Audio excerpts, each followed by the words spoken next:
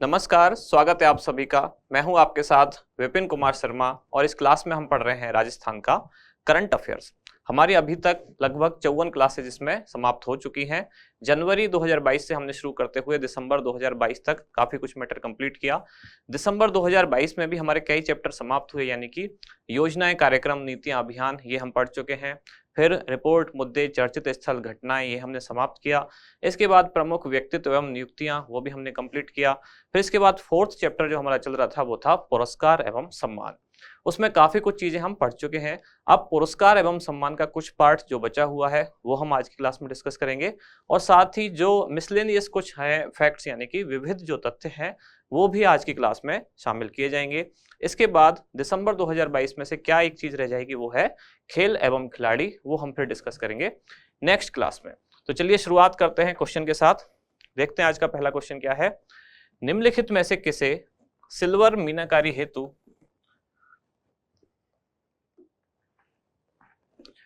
निम्नलिखित में से किसे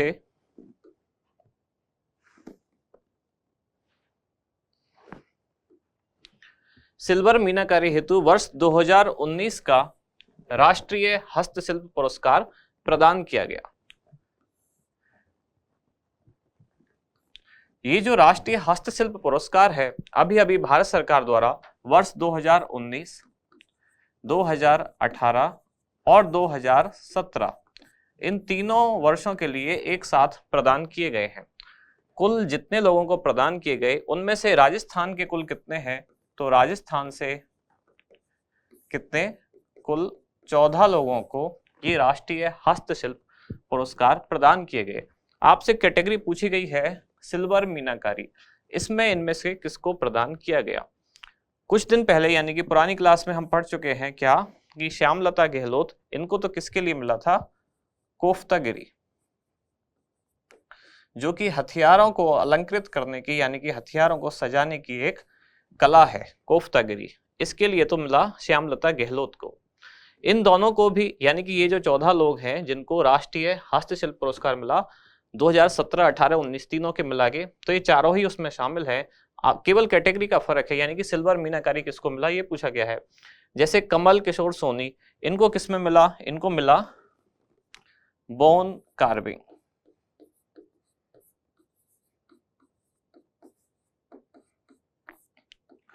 मोहम्मद रफीक, इनको किसमें मिला?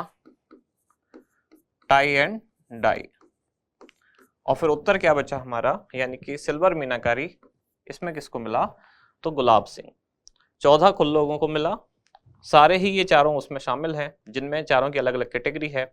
श्यामलता गहलोत इनको मिला कोफ्तागिरी में, हम पहले पढ़ चुके हैं। कमल किशोर सोनी इनको मिला बोन कार्विंग में। मोहम्मद रफीक इनको मिला किसमें? टाई एंड डाई में। और गुलाब सिंह जो हमारे आज के क्वेश्चन का उत्तर है, इनको किसमें मिला? सिल्वर मीनाकारी। बढ़े आगे, चाहे तो एक स्क्रीनशॉट आप ले सकते हैं। अगला क्वेश्चन है राष्ट्रीय हस्तशिल्प पुरस्कार वही यानी कि अभी जो हमने पहले पढ़ा प्राप्त करने वाले हस्तशिल्पी तथा उनसे संबंधित हस्तकला का कौन सा विकल्प सही सुमेलित नहीं है? जब भी आप क्वेश्चन पढ़े ना उसमें लास्ट वाला ये शब्द जरूर ध्यान रखें, कई बार यहाँ नहीं होता है, कई बार हम इसको ओवरलुक कर जाते हैं, यानी कि ध्यान नहीं देता, हम समझ लेते हैं सही सुमेलित है। तो नहीं को थोड़ा ध्यान से पढ़ें, और जब आप क्वेश्चन अटेंड कर रहे हैं तो इसको अंडरलाइन कर लें जिससे कि आपको याद रहे। क्वेश्चन में ये पूछा गया है कि कौन सा विकल्प सही सुमेलित नहीं है। एक तरफ दिया गया है हस्तशिल्पी का नाम और दूसरी तरफ उनकी जो कला है वो। ऑप्शन एक है द्वारिका प्रसाद सुथार और हस्तकला है लकड़ी पर पेंटिंग। ऑप्शन 2 है नेहा भाटिया और इनकी कला है कुंदन जड़ाई। ऑप्शन 3 है सुनीता शर्मा और इनकी कला है सांझी कला। और ऑप्शन डी है प्रेम देवी सोनावा और इनकी कला है थेवा कला। क्या होगा सही उत्तर इसका? इसका सही उत्तर है डी।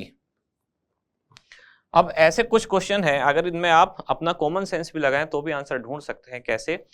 आपने आर्ट एंड कल्चर में पढ़ा होगा कि थेवा कला किससे संबंधित है? तो राजस्थान का एक ही परिवार है जो थेवा कला से संबंधित है। कौन सा? सोनी परिवार। तो थेवा कला में किसको मिला होगा? कोई ना कोई सोनी रहा होगा। तो थेवा कला में जिनको मिला वो कौन है? सुनील सोनी। तो कौन इसका उत्तर नहीं है? डी यानी कि प्रेम देवी सोनावा। इनको किस में मिला था? तो प्रेम देवी सोनावा को मिला था हैंड ब्लॉक पेंटिंग। बाकी जो भी इधर हस्तशिल्पी हैं वो हस्तकला के साथ सही सुमेलित हैं, जैसे कि द्वारका प्रसाद सुथार। अच्छा, एक और बात, यहाँ नाम लिखा हुआ है द्वारिका। अगर किसी का नाम ही द्वारिका है तो नाम में तो हम कुछ भी नहीं कह सकते, जिसका जो नाम है वही हमें मानना होगा कि नाम तो यही है। लेकिन अगर बात की जाए शुद्ध या अशुद्ध की, तब द्वारिका ऐसे लिखना अशुद्ध होता है। आपको याद रखना है, अगर शब्द शुद्धि वाला कोई एग्जाम आप दे रहे हैं जिसमें हिंदी में शब्द शुद्धि है, तो द्वारका सही होता है, द्वारिका नहीं लिखते, यानी कि मात्रा ई की नहीं आती। ये वाला जो है ये शुद्ध माना जाता है, ये अशुद्ध होता है, ध्यान रखें इस चीज का।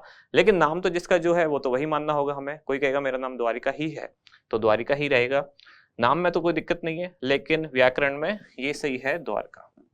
अब यहाँ नेहा भाटिया, इनके साथ और कौन थे? धर्मेंद्र भल्ला,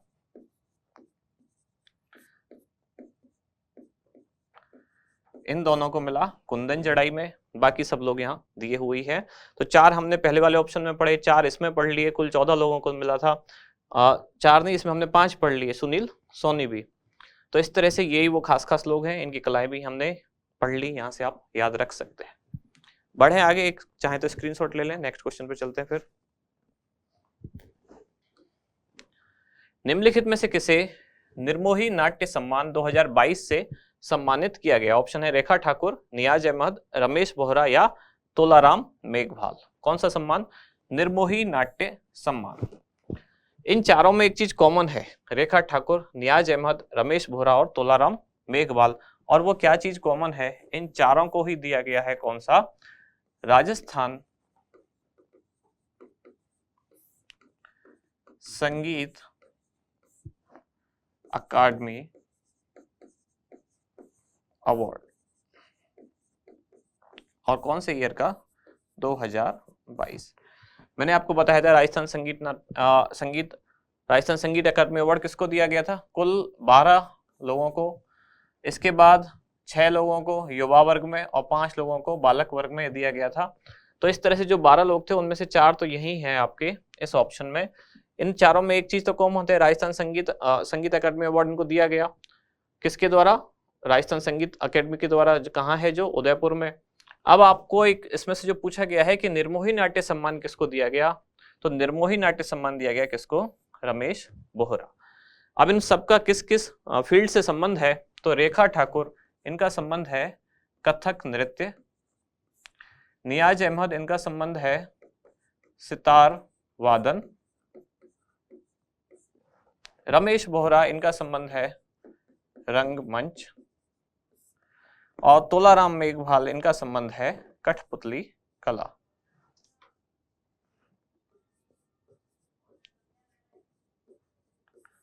कठपुतली कला। सभी को राजस्थान संगीत अकेडमी द्वारा अवार्ड तो दिए गए ही है, लेकिन इनमें से निर्मोही नाट्य सम्मान किसको मिला? तो वो है रमेश बोहरा। चारों की फील्ड मैंने यहाँ लिख दी है, आप चाहें तो स्क्रीनशॉट ले सकते हैं। अगला क्वेश्चन है, गौरी शंकर कमलेश भाषा साहित्य पुरस्कार 2022 निम्नलिखित में से किसे प्रदान किया गया? दिनेश कुमार सोनी, डॉक्टर गजेश सिंह राजपुरोहित, डॉक्टर फतेह सिंह भाटी या ओम प्रकाश जांगिड़। अवार्ड का नाम क्या है? गौरी शंकर कमलेश भाषा साहित्य पुरस्कार 2022। तो क्या होगा इसका उत्तर? इसका उत्तर है डॉक्टर गजेश सिंह राजपुरोहित।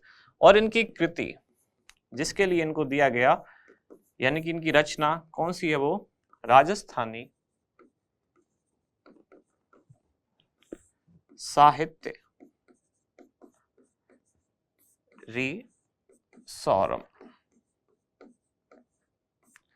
राजस्थानी साहित्य सौरम, इसके लिए इनको अवार्ड दिया गया। अब यहाँ एक नाम और है, डॉक्टर फतेह सिंह भाटी। इनकी भी एक कृति है जिसका नाम क्या है? इनकी कृति का नाम क्या है? उमादे,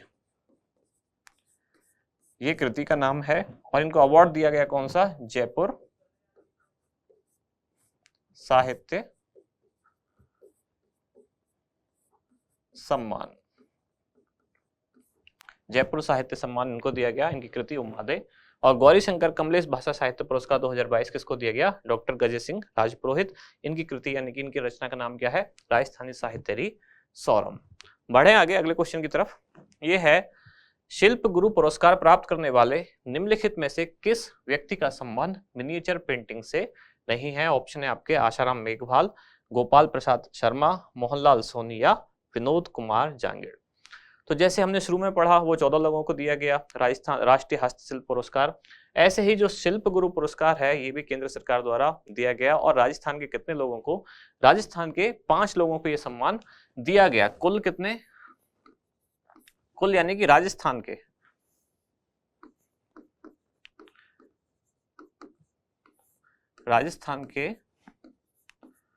कुल कितने लोगों को? कुल 5 लोगों को, जिनमें से 4 के नाम तो आप देख ही रहे हैं। इन चारों को ही ये सम्मान मिला है, आशाराम मेघवाल को भी, गोपाल प्रसाद शर्मा को भी, मोहनलाल सोनी को भी और विनोद कुमार जांगिड़ को भी, चारों को ही मिला है। और ये 3 सालों के लिए एक साथ दिया गया, यानी कि 2019, 2018 और 2017 तीनों मिला के राजस्थान के कुल कितने? 5 लोगों को दिया गया, जिनमें से 4 के नाम आप यहाँ देख रहे हैं। 5वें जो रह गए उनका नाम मैं यहाँ लिख देता हूं, वो है मोहनलाल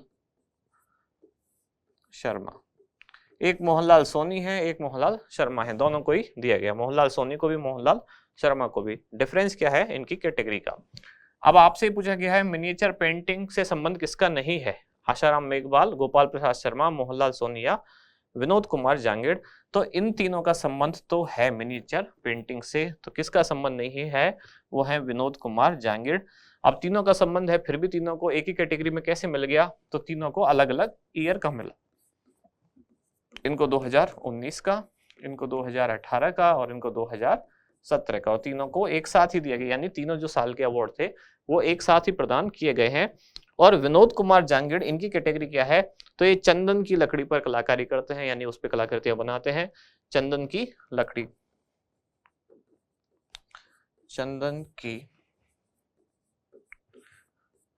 पर कलाकारी।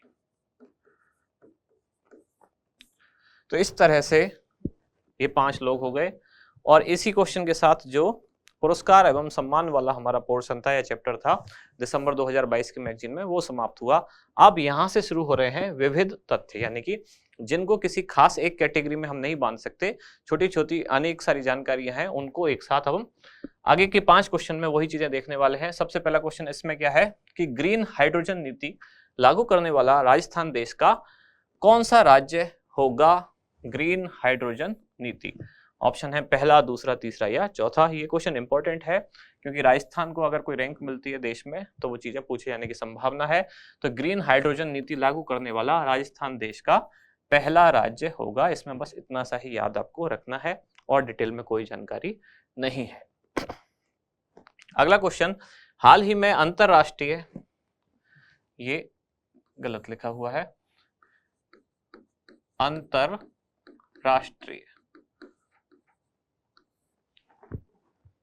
हाल ही में अंतरराष्ट्रीय बाल दिवस के मौके पर डिजिटल बाल मेला और यूनिसेफ द्वारा विशेष बाल पंचायत का आयोजन कहाँ किया गया?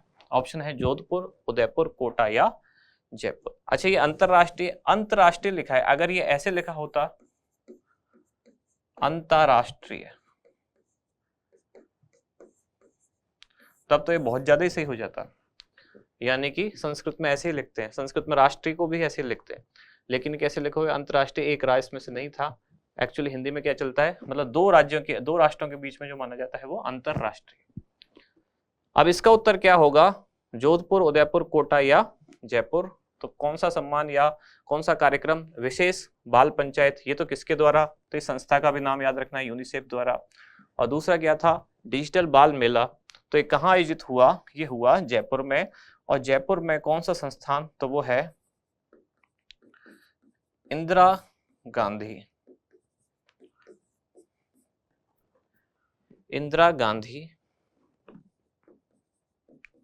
पंचायती राज एवं ग्रामीण विकास संस्थान। कहाँ है ये? जयपुर में।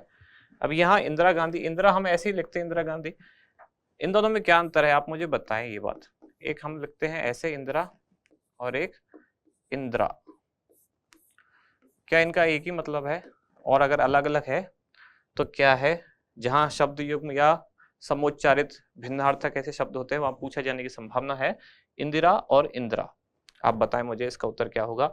इस क्वेश्चन का उत्तर क्या है? जयपुर जहां इंदिरा गांधी पंचायती राज एवं ग्रामीण विकास संस्थान है, वहां अंतरराष्ट्रीय बाल दिवस के मौके पर क्या आयोजित हुआ गया? एक तो विशेष बाल पंचायत जो कि यूनिसेफ द्वारा, और दूसरा डिजिटल बाल मेला, इनका आयोजन किया गया। बढ़े आगे। हाल ही में राजस्थान साहित्य अकादमी तथा राजस्थान में महिलाओं की पहली साहित्यिक संस्था जिसका नाम है संभावना द्वारा 2 दिवसीय राष्ट्रीय लेखिका सम्मेलन का आयोजन कहाँ किया गया? उदयपुर, जोधपुर, जयपुर या अजमेर। इस क्वेश्चन में एक चीज खास है, क्या है ये क्या है? राजस्थान में महिलाओं की पहली साहित्यिक संस्था, तो नाम भी याद रखना है। राजस्थान में महिलाओं की पहली साहित्यिक संस्था कौन सी है? संस्था का नाम क्या है? संभावना। और दूसरा क्या पूछा है? राजस्थान साहित्य अकादमी और राजस्थान में महिलाओं की पहली साहित्यिक संस्था यानी कि संभावना द्वारा एक 2 दिवसीय राष्ट्रीय लेखिका सम्मेलन का आयोजन किया गया। कहाँ किया गया ये पूछा है। ये 2 दिवस कौन कौन से थे? तो 3 और 4 दिसंबर को इसका आयोजन किया गया था। राजस्थान साहित्य अकादमी कहाँ है ये भी बता देता हूं, ये है उदयपुर। तो अब आपको लग रहा होगा आंसर क्या? उदयपुर। आयोजन भी उदयपुर में होगा। अगर किसी को इसकी वजह से कैलकुलेशन करे कोई कि राजस्थान साहित्य अकादमी उदयपुर में है इसलिए मैं उत्तर उदयपुर दूं, तो इसका उत्तर उदयपुर नहीं है, उसका उत्तर है जोधपुर। कहाँ आयोजन किया गया? जोधपुर। वैसे एक बात है, अगर आपको इस क्वेश्चन का आंसर नहीं आता और आपने इस तरह की कैलकुलेशन की कि राजस्थान साहित्य अकादमी उदयपुर है, तो हो सकता है आयोजन उदयपुर में किया गया हो। अगर आपने इस तरह की कैलकुलेशन की और कैलकुलेशन के बाद क्वेश्चन गलत करके आते हैं, तो ऐसे क्वेश्चन गलत करने का आपको अफसोस नहीं होगा। आपको ये लगेगा कि हमने चलो कुछ हमने दिमाग लगाया, कई बार होता है वो सही हो जाता है, कई बार होता है कि सही नहीं हो पाता है। तो ऐसे क्वेश्चन अगर आपके गलत हो जाते हैं तो उनका आपको अफसोस नहीं करना चाहिए। ऐसी आपको जो टेक्निक है वो डेवलप करनी चाहिए। हो सकता है ये गलत हो जाए, लेकिन 10 में से 6-7 आपके जरूर सही होंगे अगर आपको ये वाली कैलकुलेशन करनी आ गई है कि क्वेश्चन में से कुछ ना कुछ हिंट आप ढूंढ पाए और देख पाए कि उत्तर क्या होगा। कोई बात नहीं, अगर एक आध ऐसा क्वेश्चन गलत भी होता है तो ये स्वाभाविक है, होगा ही। 100% आप एक्यूरेट नहीं हो सकते, लेकिन इससे आपकी जो दिमाग का एक भाग है वो डेवलप हो जाएगा इस तरह की कैलकुलेशन करने का, कि कोई ना कोई तो लॉजिक होगा क्वेश्चन में, तो वो अगर आप पकड़ना सीख जाएंगे तो ओवरऑल आप फायदे में ही रहेंगे। वैसे भी अगर आपने ऐसा क्वेश्चन कभी गलत किया भी होगा अपना कुछ ना कुछ लॉजिक लगा के, तो उसका आपको अफसोस नहीं होता होगा। अफसोस उसका होता है जो आपने एकदम से तुक्का मारा और गलत हो गया। बढ़े आगे अगले क्वेश्चन की तरफ। अगला है, वन विभाग द्वारा हाल ही में लूणकरणसर, साल्ट लेक एवं दियातरा तालाब को वेटलैंड के रूप में चिन्हित किया गया है। यह किस जिले में अवस्थित है? बीकानेर, अजमेर, उदयपुर या झालावाड़।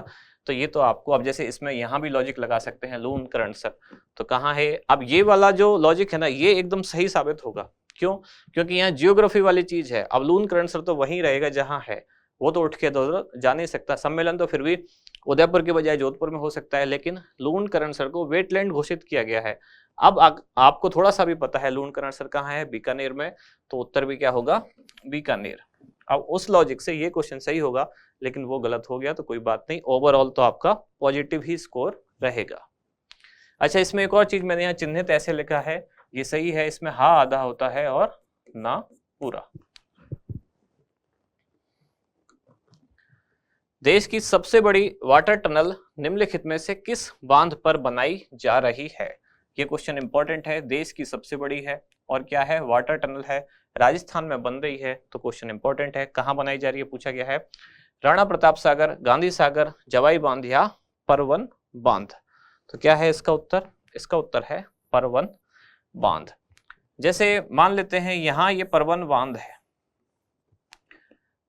यहां एक टनल बनाई जा रही है ऐसे, वाटर टनल यानी कि जिसमें पानी जाएगा, सुरंग। ये क्यों बनाई जा रही है? इधर है कौन सा जिला? कहां है ये परवन नदी या परवन बांध? तो झालावाड़। यहां से पानी पहुंचाना है इधर, यहां कौन सा जिला? बारां। यहां से यहां पानी पहुंचाना है। समस्या क्या थी? समस्या थी कि यहां बीच में है पहाड़, ये पहाड़ है। अब पानी तो ढलान से ही जा सकता है, पहाड़ से चढ़ के तो पानी ऐसे जा नहीं सकता बांध से, ये तो संभव नहीं है। इसके लिए ये उपाय खोजा गया कि पहाड़ के अंदर से एक सुरंग बना दी जाए और इस बांध का जो पानी है, जो 12 के जिले हैं, 12 जिले के जो गांव हैं वहां भी इसका पानी पहुंचा दिया जाए। ये हो गया कौन सा बांध? ये है परवन।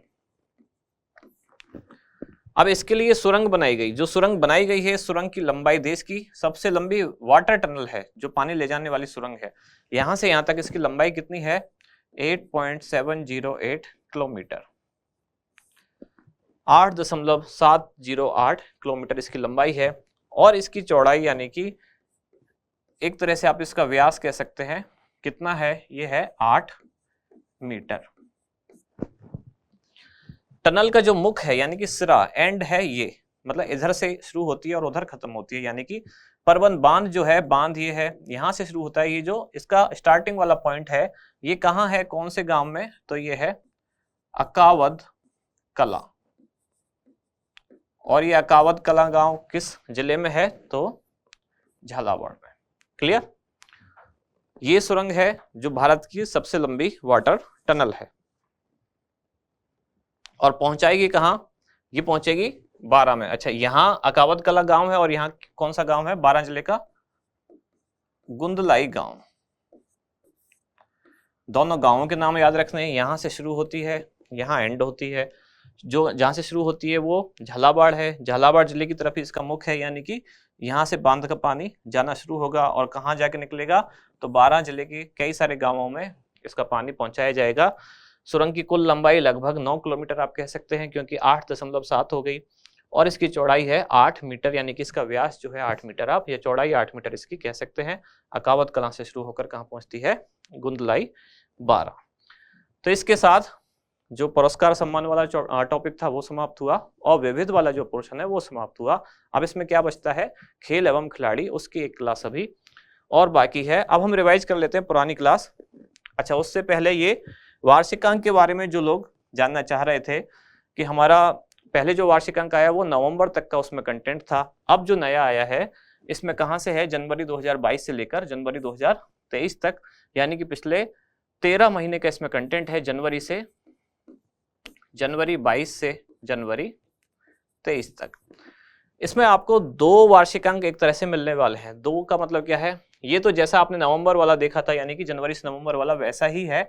इसमें बस 2 महीने का कंटेंट और जोड़ दिया गया है। इसके अलावा कुछ अगर त्रुटियां थी तो उनको सुधार करने की कोशिश की गई है। तो ये तो ओरिजिनल जो है बुक वो है, यानी कि मेन जो वार्षिकांक है वो तो ये है। फिर इसमें आपको क्या क्या दिया गया है? ये इसी के साथ ही आपको निःशुल्क दिया जा रहा है। किसके साथ? जो मेन वार्षिकांक है उसी के साथ ये आपको निःशुल्क मिलेगा। अब इसमें क्या क्या है?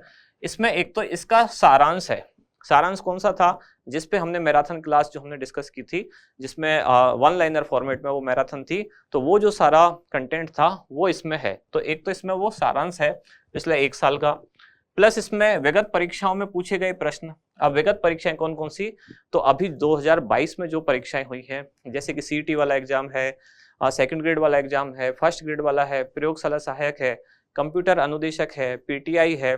तो ये जो सारे एग्जाम जिनमें राजस्थान का करंट अफेयर्स पूछा गया, उनमें कैसे क्वेश्चन पूछे गए, वो क्वेश्चन एग्जैक्टली यहाँ रखे गए हैं, विगत परीक्षाओं में पूछे गए प्रश्न। और फिर है इसमें अभ्यास हेतु प्रश्न। ये अभ्यास हेतु प्रश्न वही हैं जो हम यहाँ इस क्लास में डिस्कस कर रहे हैं। यानी कि आज की क्लास से पहले तक के हमारी 54 क्लास जो हुई हैं, उनके कुल 595 क्वेश्चन है जो इसमें शामिल किए गए हैं। इन्हीं की पीडीएफ भी हमने टेलीग्राम पे डाली थी, उसकी हमने आंसर की भी डाली है। कई लोग पूछ रहे हैं कि उसकी आंसर की कौन सी है। तो पहले जो फाइल डाली थी उसके बाद एक और फाइल डाली है, उसी फाइल में जो आंसर्स हैं वो हाईलाइट करके दिए गए हैं, तो वही आंसर की है। कहने का मतलब जो आंसर की है उसमें क्वेश्चन भी वापस है और उसी के ऑप्शन में आंसर को हाईलाइट कर दिया गया है।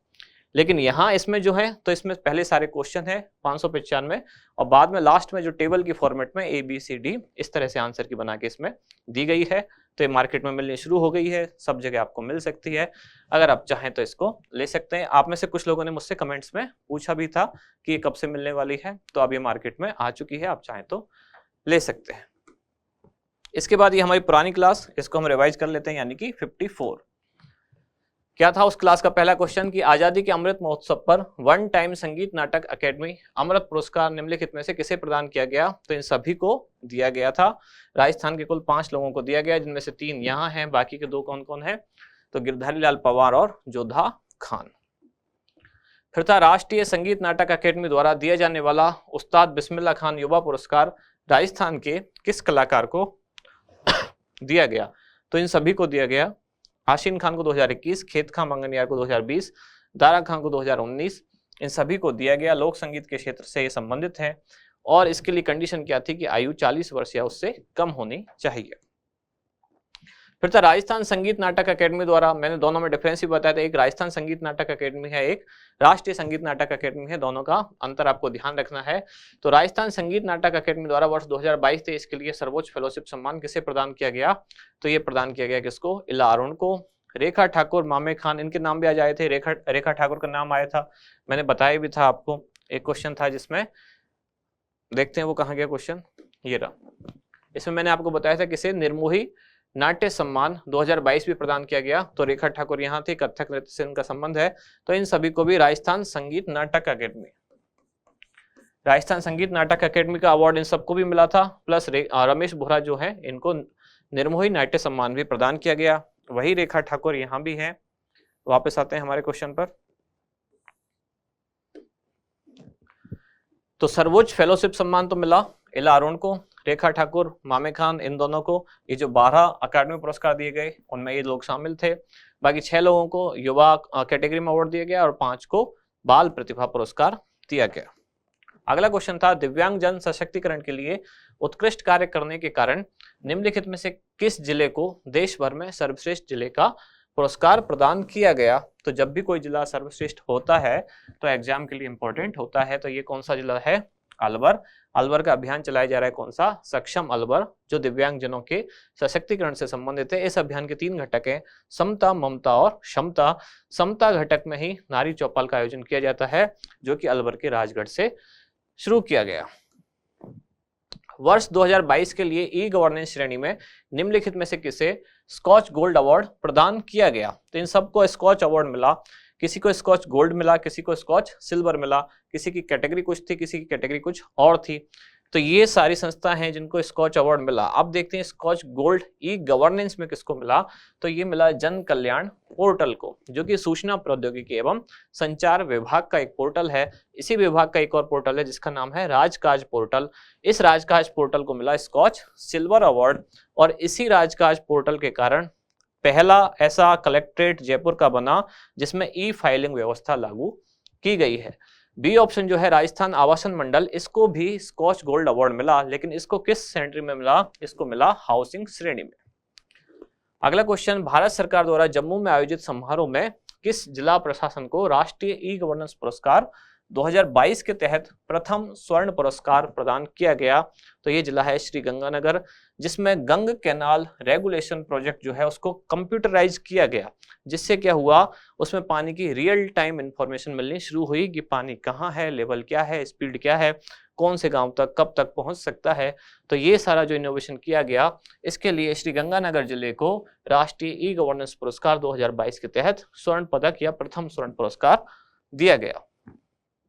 राष्ट्रीय फ्लोरेंस नाइटिंगेल सम्मान 2021 निम्नलिखित में से किसे प्रदान किया गया? तो इन सभी को ये प्रदान किया गया, इंदु लक्ष्मी सांखला, राम प्रसाद मीणा, पुनीता ए शर्मा।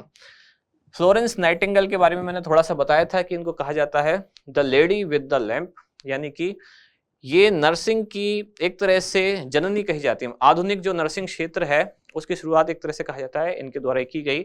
तो जो क्रीमिया का युद्ध हुआ था कब, 1853 से 55 में, उसमें इन्होंने घायलों की सेवा की। और जो डॉक्टर्स थे शाम को जब वो चले जाते थे तो ये लैंप या मोमबत्ती इसके उजाले में मरीजों की सेवा करती थी, उनके पास आती थी, उनकी सेवा शुश्रूषा ये करती थी। इसलिए इनको ये नाम भी दे दिया गया the lady with the lamp, जो कि आधुनिक नर्सिंग की जन्मदात्री है। हाल ही में आत्माराम भाटी को उनकी व्यंग आधारित पुस्तक जिसका नाम है परनिंदासम रस कहूं नाही के लिए राष्ट्रीय पुरस्कार प्रदान किया गया। इनका संबंध किस जिले से है? तो इनका संबंध है बीकानेर।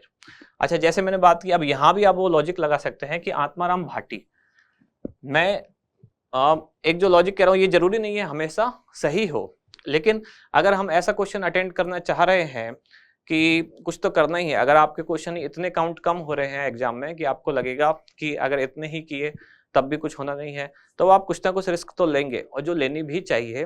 तब आप सोचेंगे अगर इस क्वेश्चन का मैं आंसर दूं, तो आप थोड़ा सा सोच सकते हैं कि भाटी, ज्यादातर भाटी जो सरनेम या भाटी कास्ट जो है ये किस एरिया में ज्यादा है, इस सरनेम वाले लोग ज्यादा हैं, तो आप एक आंसर लगा सकते हैं कि बीकानेर होने की संभावना है। मैं ये नहीं कह रहा हूं कि यही सही है, लेकिन संभावना बनती है। तो ऐसी जो छोटी छोटी कैलकुलेशन है आप करके कुछ ना कुछ उसमें से एक आध क्वेश्चन सही जरूर निकाल सकते हैं। फाइनल स्कोर उसका जो भी आएगा आपका वो पॉजिटिव ही आएगा। बढ़ते हैं आगे। अगला है, निम्नलिखित में से किसे बिल्डिंग रेलवे स्टेशन श्रेणी में ऊर्जा संरक्षण का प्रथम पुरस्कार प्रदान किया गया? Gandhinagar railway station, Nagaur railway station, Alwar railway station या उदयपुर? तो ऊर्जा संरक्षण का प्रथम पुरस्कार नागौर रेलवे स्टेशन को। और कुछ दिन पहले हमने आपकी जो टेस्ट सीरीज वाली क्लास जिसका सॉल्यूशन कर रहे थे उसमें मैंने आपको ये बताया था, गांधीनगर स्टेशन जो है 100% सौर ऊर्जा से संचालित।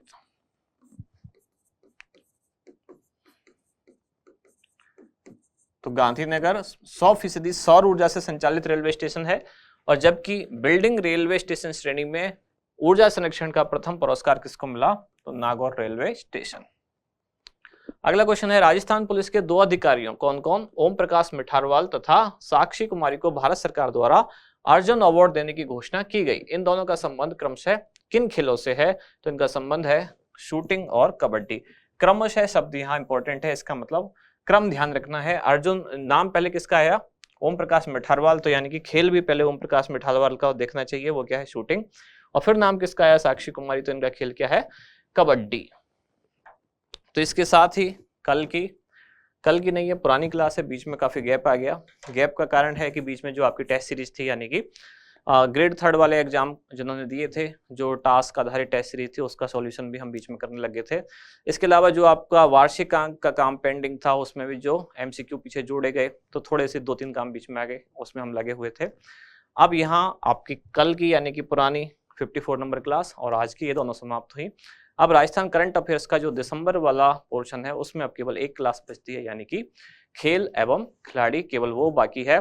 उसके बाद जो आपका एक बहुत बड़ा मेन काम अटका हुआ है, आप में से बहुत सारे लोग जो चाह रहे हैं, वो क्या है? 2 चीजें। एक तो फ्लैगशिप योजनाएं, और प्लस जितनी भी फ्लैगशिप के अलावा जो योजनाएं बचती हैं, यानी कि जन कल्याणकारी, राज्य सरकार की जितनी भी जन कल्याणकारी योजना है वो सब। बहुत सारे लोगों का तो यही डाउट है कि फ्लैगशिप और जन कल्याणकारी में फर्क क्या है। फ्लैगशिप का मतलब केवल ये है कि राज्य सरकार की सबसे प्रमुख योजना है, तो जो भी फ्लैगशिप योजना है वो जन कल्याणकारी तो अपने आप है ही, लेकिन जितनी भी जन कल्याणकारी योजना है वो सभी फ्लैगशिप नहीं है। यानी ये है, ऑब्वियसली ये तो सही है, लेकिन ये हमेशा नहीं है। फ्लैगशिप मतलब सबसे आगे चलने वाली जो योजना है। ऐसा शिप यानी कि ऐसा जहाज जिस पर फ्लैग लगा हुआ है उसको फ्लैगशिप कहा जाता है। नौसेना का बेड़ा जब जाता है तो कई सारे जहाज हैं, सबसे आगे जिस जहाज पर झंडा लगा होता है उसको बोलते हैं फ्लैगशिप, जो सबको लीड कर रहा है, यानी कि ध्वजवाहक एक तरह से कहते हैं। ऐसे ही सरकार की बहुत सारी योजनाएं हैं, लेकिन सबसे आगे यानी कि ध्वजवाहक जो झंडा लेके सबसे आगे आगे चल रही हैं, ऐसी योजनाएं कौन सी हैं? उन्हीं को कहा जाता है फ्लैगशिप योजनाएं। तो सारी फ्लैगशिप योजनाएं जन कल्याणकारी योजनाएं हैं, लेकिन सारी जन कल्याणकारी योजनाएं फ्लैगशिप योजना नहीं है। फ्लैगशिप वही है जो सरकार कहती है, इन पर हम सबसे ज्यादा फोकस कर रहे हैं। तो ये तो एक छोटी सी जानकारी। मैं ये कहना चाह रहा हूं कि फ्लैगशिप और जन कल्याणकारी योजना, जिसके लिए आप भी काफी प्रतीक्षा कर रहे हैं और हम भी कोशिश कर रहे हैं जल्दी से जल्दी आपको डिलीवर कर पाएं, ताकि जो आपका सेकंड ग्रेड वाला एक एग्जाम पेंडिंग है, शायद 29 जनवरी है, उससे पहले उसको लाने की कोशिश करेंगे। तो नेक्स्ट जो क्लास होगी उसमें खेल खिलाड़ी ये समाप्त हो जाएगा, फिर उसके बाद हमारा मेन टास्क यही है। तो बस इसी पे काम करके जल्दी से जल्दी ये चीजें आपके सामने हम प्रेजेंट करेंगे। तो हम मिलते हैं कल अगली क्लास में। धन्यवाद।